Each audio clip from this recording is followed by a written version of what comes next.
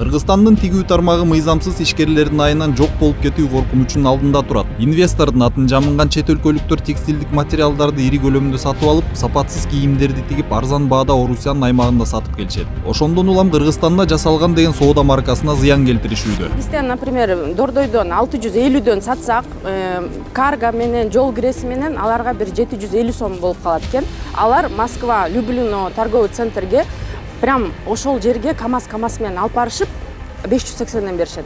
Кыргызстанда жасалган деген марка чет элдиктер менен атаандашып, КМШ рыногун багындырып, дүйнөлүк брендке айланганы талашсыз. Кыргызстандык тигүүчүлөрдүн эмгеги Казакстан, Азербайджан, Тажикстан, Өзбекстан, Орусия жана Белоруссияда жогорку деңгээлде бааланып келет. Мыкты сапат, арзан баасы менен түрк жана Кытай товарларын орус рыногунда эбак эле артта калтырып койгон.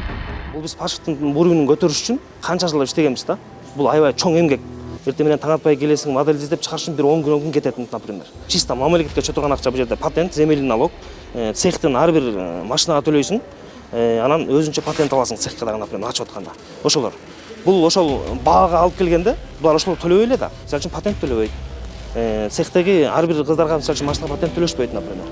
Аренда төлөбөйт дешти. Булар подпольник тиктирет, эч ким билбеген цехтер бар, көп андай цехтер биздечи. Ошол жерден алып эле жөнөп жиберип атышат да. Ошо менен биздин баа туура келбей калат. Чет өлкөлүк адепсиз коноктордун аракетинен улам Кыргызстанда тигилген кийимдерге күндөн күнгө суроо талап азайып баратат. Жана бул чек эмес. Азыр жөнгө салбаса келечекте экономикага дагы таасирин тийгизери айдан ачык болуп калды. Ата мекендик кийим өндүрүүчүлөр эбегейсиз чоң рынокто. Айрыкча россиялык базарды жоготуп алышы мүмкүн.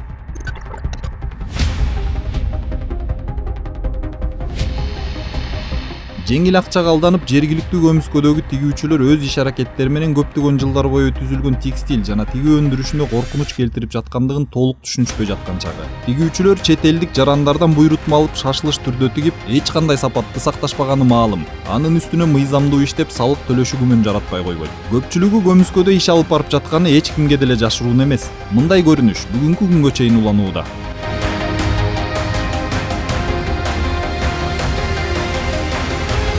Андан тышкары жакында эле тигүү цехтерин айрым ээлери Азаттыкка берген маегинде даяр продукцияны өздөрү кардарларга жөнөтүп, алар болсо акча котору шаарын айтып чыгышкан эле. Эгер ошол чын болсо, чет элдик жарандар Кыргызстанда эмне кылып жүрүшөт деген суроо туулат. Алар бир гана максатты көздөшөт: коммерциялык пайда көрүү. Кыргызстандын келечеги алар үчүн бир тыйынга да тете эмес. Бизде жасалган кийимди экспорттоп жатып, бажы төлөмдөрүн төлөшпөйт. Анткени жеке буюмга тарыгаттап, ушундай жол менен мыйзамды бузушат. Кыргыз Республикасынын 2001 жылдын 1 февралындагы номер 15 ишкерлердин укуктарын коргоо жөнүндө мыйзамдын 6 беренесине ылайык Кыргызстанда ишкердүүлүк менен алектенүү үчүн биринчи кезекте милдеттүү түрдө каттоодон өтүү керек. Эгерде юридикалык жак болсо, кандайдыр бир компаниянын негиздөөчүсү же уюштуруучусу болушу керек. Жеке ишкер болсо, патенттин негизинде иш алып баруусу зарыл. Бирок өзүн бизнесмен деп тааныштырган адамдар эч кимиси кандайдыр бир органдарга катталган эмес. Ошого жараша алар салык төлөшпөйт. Буга ылайык мыйзамсыз иш алып барууда. Мындай учурда Кыргыз Республикасынын кылмыш жаза кодексинин 211 беренеси боюнча жоопко тартылыш керек. Мындан тышкары массалык маалымат каражаттарында биз инвесторбуз деп төш каккылап келишет.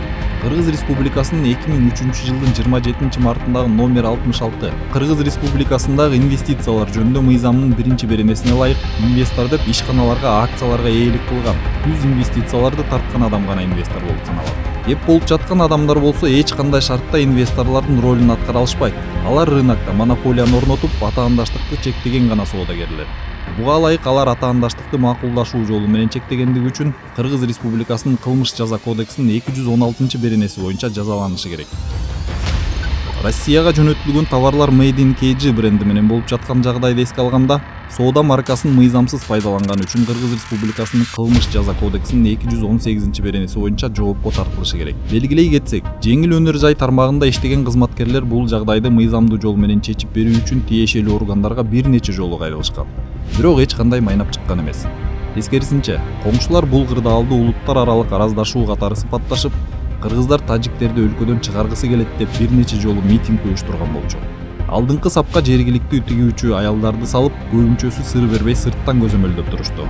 Жаман үйдү коногу бийлейт болуп, четтен келген коноктор нааразылык акцияга чыгышканы аз келгенсип, бир нече талаптарды да койгонго жетишти.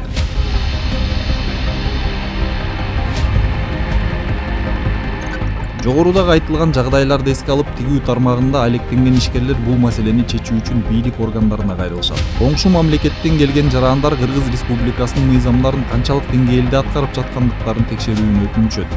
Керек болсо Кыргыз Республикасынын кылмыш жаза кодексинин 211, 216, 218 беренелери боюнча кылмыш жоопкерчилигине тартууга чейин чара көрүүнү суранышат. Ошондой эле салык органдары тарабынан текшерүү уюштуруп, эгер мыйзам бузуу тастыкталса, кылмыш ишин козгоону суранышат. Товарларды жеке буюм катары жөнөтүп жатышса, кылдап текшерип, бажы төлөмдөрүн төлөбөгөндүгү үчүн жана контрабандалык жол менен чет жакка товар чыгаруусуна бөгөт коюуну суранышат.